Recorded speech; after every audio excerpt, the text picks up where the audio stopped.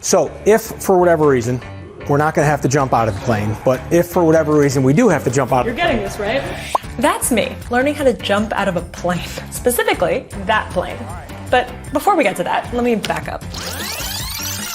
So I recently went to Vermont to visit this company called Beta. Ta-da! And they've gotten a lot of attention recently because they're building a new kind of airplane. Not this one, but this one. And the thing that's so cool about the plane that they're building is it's electric. The electric aircraft. Electric vehicles, takeoff and landing aircraft. Combination of a helicopter and an airplane. Now, when I think of electric airplanes, I think of those like tiny two-seater, like toy-looking things. Like very cool, but very small. I thought that the problem was the weight of batteries meant that electric airplanes just like weren't going to be that useful for a really long time. But the thing I forgot is that we've gotten a lot better at making batteries. All of those gains mean that electric airplanes are now starting to do more and more, and that's a really big deal. You already know that air travel is bad for the environment, but just look at this. This shows how just within our grandparents' lifetime, air travel has dumped more and more CO2 into our atmosphere. But also, just within that same lifetime, think about how air travel has transformed us. It's not just trade and transportation, it's like how we understand each other and the world. So we're in this moment where one of the most important innovations in human history is on a direct collision course with our future. We've got to make better planes.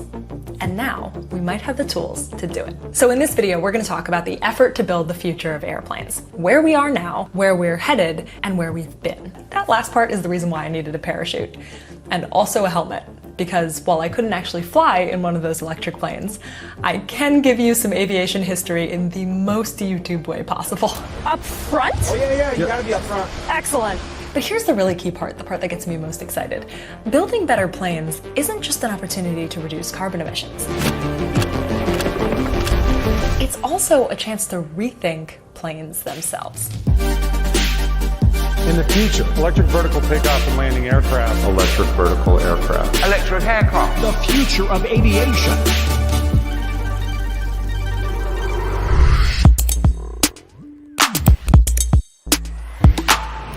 I'm here to visit a very cool electric plane company. The idea of electric aviation didn't start with climate change. Before airplanes, there were airships. Just like, look at these crazy sky whales. And some of those were electric. Here's one in 1883. This thing used a nearly 1,000-pound battery made from zinc and chlorine. But the more we flew, the more clear it became that batteries were too big and heavy to compete with burning liquid fuel, which is the problem that we've been trying to solve ever since. Why don't we go to the battery study hall project? So what you can see at the very simplest level is the lithium-ion cell. And 18 of those cells are arranged in parallel to give us our basic building block of our battery pack. We take 14 of those battery modules and we arrange those in series, and now we end up with one battery pack. These batteries are the same lithium-ion cells that are used in a Tesla. So one of our battery packs right here has the same amount of energy that is in your standard Tesla car right now.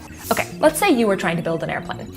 You've got two big ways to figure out how much energy you can store in a battery. Either volumetric, which is how much energy you can store in comparison to its size, or gravimetric, which is how much energy you can store in comparison to its weight. This is also called the specific energy. If you were building your plane in 2010, you would have needed this much space to output the same amount of energy as the average aviation fuel.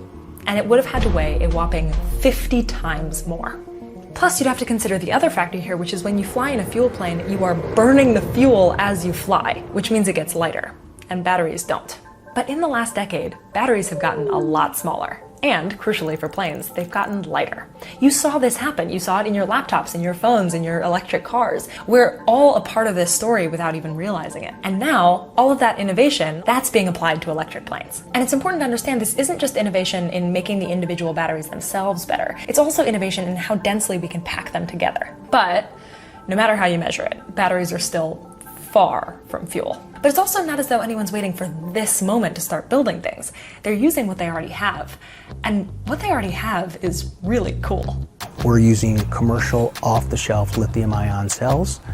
And what I think is awesome about that is it shows what we're doing is real, it's here today, and it's achievable. And maybe the most important factor in making it real and achievable, just look how much cheaper batteries have gotten. Okay, so all of this together means there's been this huge new wave of investment in electric planes. And along the way, we're redesigning what a plane looks and feels like. Beta's new electric plane is already flying around, but I am extremely not allowed inside it. I tried. But instead, I'm going to show you what it's like in a different way. This is a real cockpit of a Beta plane that they built inside of a simulation to train new pilots. Or me. You have two different types of flight controls. Attitude is in your right hand, and power is in your left hand. This is going to be a fun video game. Absolutely. Okay. I like I'm not to very good articulate at video games, just to clarify. But are you good with attitude? I have it. And I want you to just focus on raising the lift lever until the aircraft starts to hover. You did it. Now what? Let go of everything. And I want you to notice how stable the aircraft is. Yeah. Is this similar to real life? It is. Wow. This is real physics. At this point, you probably noticed that this plane is not taking off like a normal plane. It's a vertical takeoff and landing. This isn't because it's electric, but the innovations work together.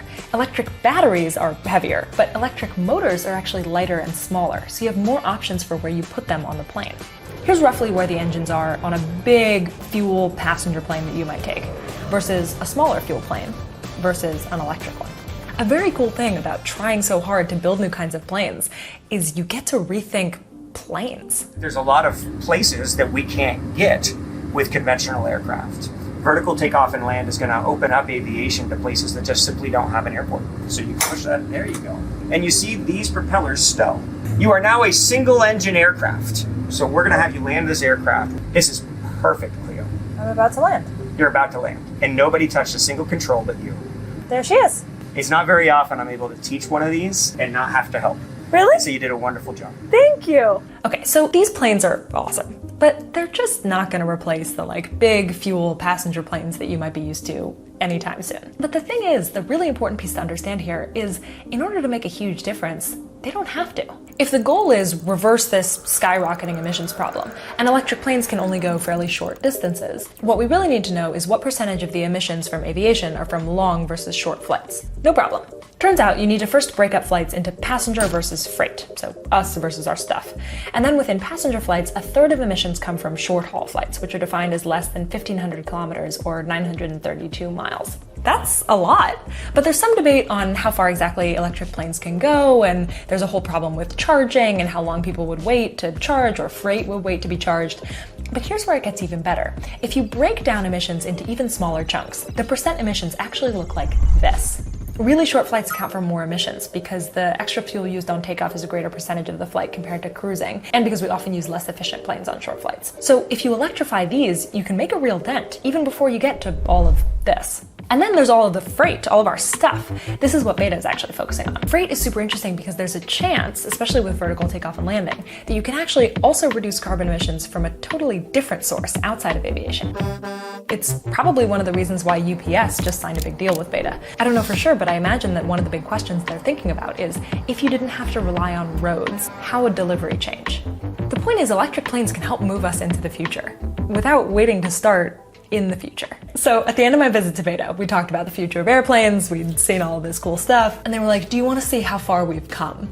And I was like, yeah, of course. Like, do you want to do it in a 1940s airplane? You want to go upside down, don't you?